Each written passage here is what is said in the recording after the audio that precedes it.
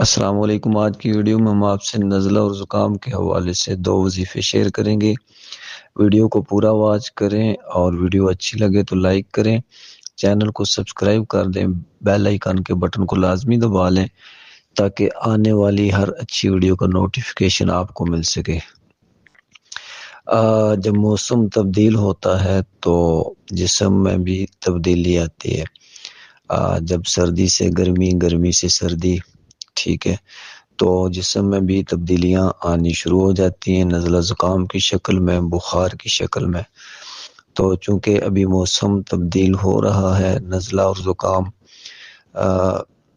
لوگوں کو لگا ہوا ہے، تو اس حوالے سے 2 وظیفے آپ سے شیئر کرنے ہیں۔ توجہ سے سنیے گا، دھیان سے سنیے گا۔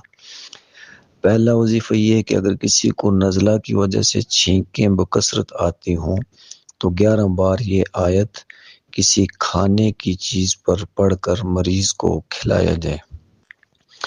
یہ آیت آپ کو سکرین پر بھی نظر آ رہی ہے، آپ اس کو غور سے سن بھی لیں۔ الحمدللہ الذی انزل علی عبدہ الکتاب ولم یجعل لہ عوجا۔ اور اس میں چھینکوں کا بھی علاج ہے اور نزلہ کا بھی علاج ہے۔ دوسرا وظیفہ یہ ہے کہ 3 مرتبہ سورہ فاتحہ پڑھ کر نزلہ اور زکام کے مریض پر دم کیا جائے، انشاءاللہ اچھا ہو جائے گا۔